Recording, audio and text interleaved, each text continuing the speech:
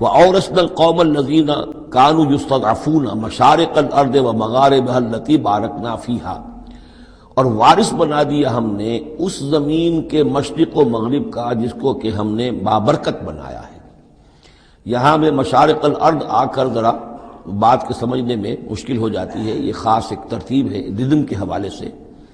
مراد یہ ہے کہ اس زمین کا وارث بنا دیا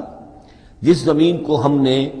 بابرکت بنایا ہے، اس کے مشرق اور مغرب پر قبضہ دلا دیا اس قوم کو کہ جس کو دبا لیا گیا تھا۔ یہ زمین فلسطین ہے، ارض فلسطین، اس لیے کہ قرآن مجید میں بھی ہے الذی بارکنا حولہ،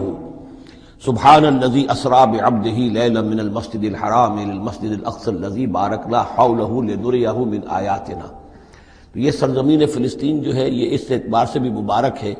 کہ سینکڑوں انبیاء یہاں رہے اور دفن ہوئے، حضرت ابراہیم علیہ السلام کے بعد سے لے کر، اور یہ کہ نہ معلوم کتنے طویل عرصے تک یہ انبیاء کا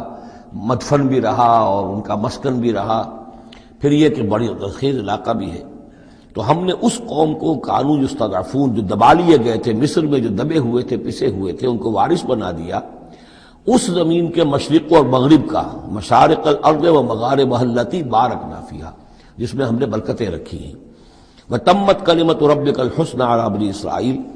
اور تیرے رب کی اچھی بات، اچھا وعدہ بنی اسرائیل کے حق میں پورا ہو گیا، بما صبروا، جو صبر انہوں نے کیا، یعنی جو بھی سختیاں آئیں حضرت موسیٰ علیہ السلام کے ساتھ، جو بھی لوگ ان میں سے ایمان لائے تھے، انہوں نے واقعتاً ثابت قدمی دکھائی، اور یہ کہ اس صبر کی وجہ سے اللہ تعالیٰ کا وعدہ ان پر پورا ہوا۔ وَدَمَّرْنَا مَا كَانَ يَصْنَعُ فِرْعَوْنُ وَقَوْمُهُ، اور ہم نے تباہ و برباد کر دیا جو کچھ کے بنایا تھا فرعون نے اور اس کی قوم نے، وَمَا كَانُوا يَعْرِشُونَ، اور جو وہ اونچے اونچے کرتے تھے، محل بناتے تھے یا کچھ اور اونچی اونچی ٹٹیاں چڑھاتے تھے اپنے انگوروں کی بیلوں کے لیے، ان سب کو ہم نے جو ہے ختم کر کے رکھ دیا۔